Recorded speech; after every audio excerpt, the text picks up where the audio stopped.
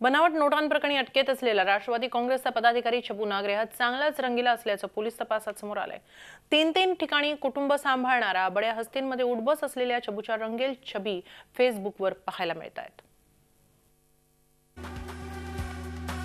हमें शिकायत नहीं कि आप इकरार नहीं करते, हम तो खुश है कि आप इनकार नहीं करते। हा कोणा गाजलेल्या शायराचा शेर नाही, हे आहे फेसबुक स्टेटस छबू नागरेचं। बनावट नोटांप्रकरणी ज्याला नाशिक पोलिसांनी 23 डिसेंबरला अटक केली तोच हा छबू। सध्या तुरुंगवास भोगत असलेला छगन भुजबळांचा लाडका छबू।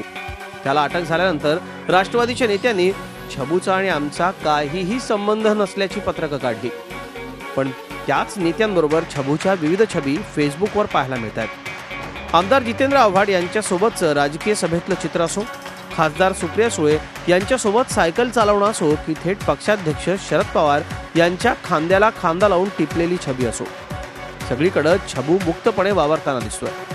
1994-95 मध्ये MPSC पेपर फुटी प्रकरणी छबू पहिल्यांदा उजेडात आला।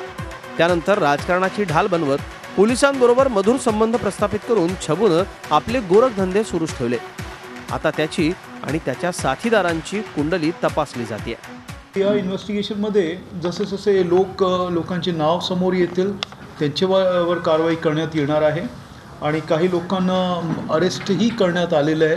आपल्या ताब्यात आहे ते लोक आणि त्यांच्यावर पुढची त्याला मी इंटरोगेट करतोय। छबूने खासगी आयुष्यातही अनेक गुण उधळलेत। त्याची 1-2 नाही तर 3 कुटुंब आहेत। त्याची स्वतःची पतसंस्था असून त्या माध्यमातून त्यानं बनावट नोटा चलनात आणल्याचा संशय व्यक्त होतोय। मात्र त्याचे हितचिंतकच छबूची छबी खरी असल्याचं सांगतायत। हे जे आरोप केले जात आहेत की छबू नागरे हे संशय व्यक्त होत होते, पण मुळामध्ये छबू नागरे म्हणजे ॲक्सिस मायक्रो फायनान्स बँक नाहीये किंवा संस्था नाहीये। छबू नागरे ही एक व्यक्ती आहे जे चेअरपर्सन आहे। कुठलीही संस्था एका व्यक्तीची किंवा एक व्यक्तिनिष्ठ असू शकत नाही। संस्था म्हटल्यानंतर सर्वांचा सर्वांगीण सहभाग असतो। या वर्षाच्या सुरुवातीला माजी उपमुख्यमंत्री छगन भुजबळ आणि समीर भुजबळ यांना बेहिशेबी मालमत्ता प्रकरणी अटक झाली।